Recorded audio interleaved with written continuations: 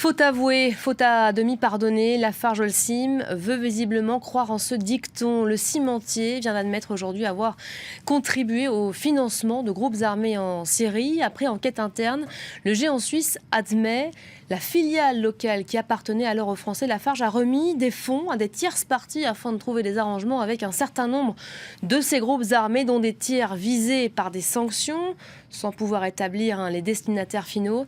Avec du recul, les conditions exigées pour assurer la continuation du fonctionnement de l'usine étaient inacceptables. Voilà ce que dit le communiqué. Nous sommes avec vous, Dorothée Kellou. Bonjour, vous nous avez rejoint en plateau. Vous êtes journaliste, vous collaborez régulièrement avec France 24, avec le journal Le Monde également. Vous êtes à l'origine de ces révélations visant Lafarge, révélations qui avaient éclaté en juin dernier. Ça fait quand même un certain nombre de mois. J'aimerais connaître tout d'abord votre sentiment après ce mea culpa. C'est intéressant parce que c'est assez rare qu'une grande entreprise comme ça admette des faits qui ont été révélés, comme vous l'avez dit, en juin dernier. Tout d'abord, à l'été dernier, il y avait eu un rapport parlementaire qui blanchissait Lafarge. Ma crainte était effectivement que ce blanchiment aille contre les révélations de l'enquête. Nous avons poursuivi l'enquête et publié donc 2 nouveaux articles qui en fait approfondissaient les premières révélations de juin. Ensuite, il y a eu une plainte de l'ONG Sherpa, puis une plainte de Bercy contre Lafarge, une pression médiatique parce que l'affaire a été beaucoup relayée dans la presse.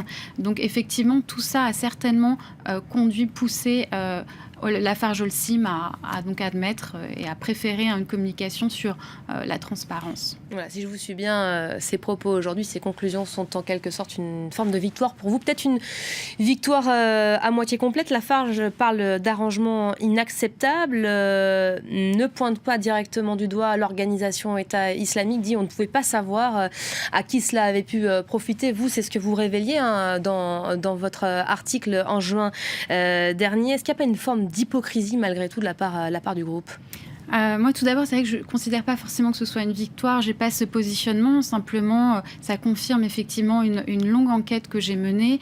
Et dans ce sens, c'est satisfaisant. Ensuite, effectivement, il parle d'arrangements inacceptables avec des groupes armés en 2013 et 2014.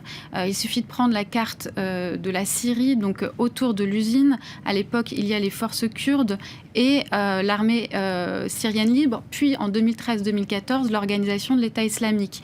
Par exemple, en juin 2013, ils prennent le contrôle de Raqqa, puis en mars 2014, le contrôle de Manbij, qui est une ville où sont hébergés la majorité des employés de Lafarge.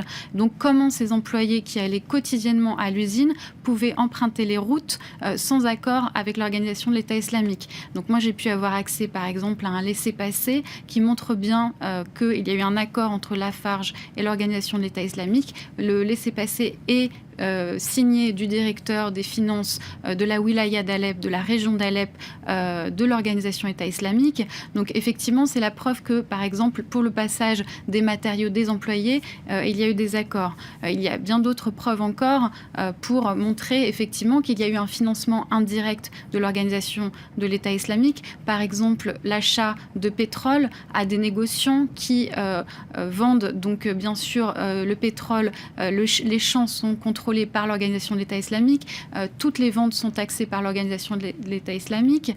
Voilà, je peux vous donner encore bien d'autres exemples qui prouvent qu'effectivement, c'est bien l'organisation de l'État islamique dont il s'agit parmi d'autres groupes. Pour sa défense, le groupe suisse, le géant suisse, reconnaît aujourd'hui que la filiale locale appartenait à l'époque aux Français Lafarge, comme pour dire, bon, les activités sont séparées, on ne savait pas ce qui se passait de ce côté-là. C'est vrai, c'est possible, ça, elle pouvait à ce point ignorer ? À Paris, est-ce qu'ils ignoraient ?